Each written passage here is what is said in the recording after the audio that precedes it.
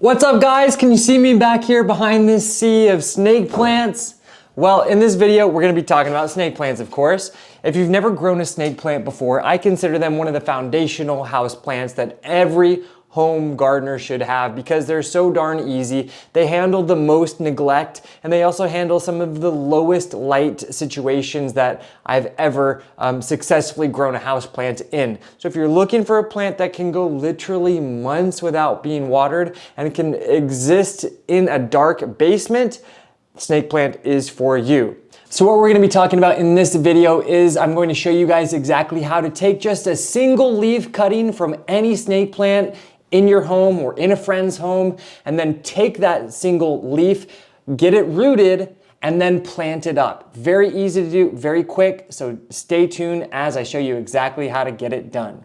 Now, in terms of some quick cultural care to get the most out of your snake plants, I definitely do prefer to have them in rooms that are relatively bright, and I will water them whenever the soil looks about like this right here. You can see the soil is dry on top. That's a good cue that you can safely water your snake plants and know that they will be generously accepting of that water. Snake plants are succulent plants, so they don't need to be watered a ton, and you can absolutely kill them if you overwater them. So always better to err on the side of less water than more.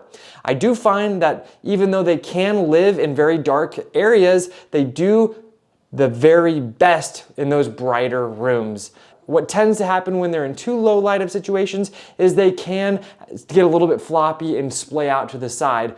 The more sun, the stronger, the taller the growth will be, and the more upright they will remain. Okay, so let's talk about propagating these guys. Truly all that you need to do is find one single leaf that looks like a good candidate. This guy right here, he's like 12 inches long. That's perfect. It really can be any size. And what I like to do, I just take some nice, clean, sharp scissors, and I will literally just cut it pretty much as low as I possibly can, just like that.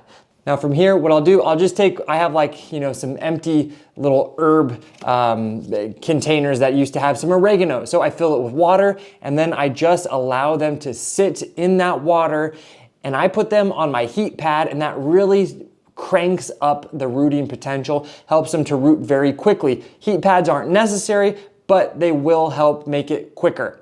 Otherwise, just put it in an area that's warm, can be dimly lit, doesn't need a ton of sunlight, and that will be absolutely perfect.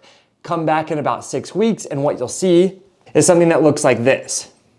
You can see this one leaf has some good roots, and the way that snake plants actually spread and the way that they create this kind of clumpy nature is they spread in a way that's called rhizomatically. So what actually they do, they send these stems underground, and then those stems will travel underground, and then they'll pop back up above the soil, and that's how they create like these wonderful little colonies. So here you can see this guy is in the water. He was already starting to produce some of that rhizomatic growth. So what I'm gonna do now is I'm gonna plant this up, and then over the next, I don't know, month or so, this rhizome is gonna continue to grow and eventually stick its head back above the soil. So in that sense, you really do just need one single leaf to create a family of leaves, a collection of leaves over time.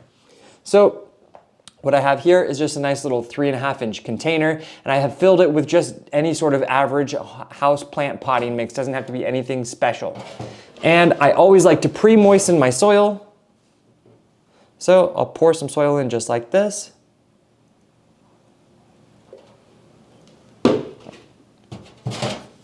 Take something to kind of stir it up a little bit. Make sure all that soil is nice and moistened. Then from here, just dig a little well, just like that. And then I'm gonna stick this single leaf right here in the middle. Do my best not to damage any of those roots that are just nice and growing.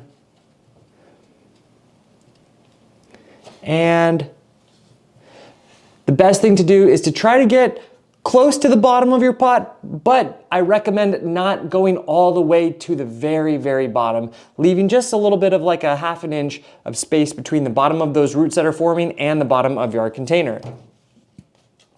From here, with that extra soil, we just want to pat it down. And you can see some of that soil shrunk, so I'm going to add a little bit more on top. All right, so I got a little bit more soil. Just add it on top. Pat it down. I chose this guy is like 36 inches in height, so I chose an extra long one to propagate. That may have been an error on my part because it's having a little bit of trouble standing upright. So I'll pack it in nice and firmly. And then you can give it just a little bit more water.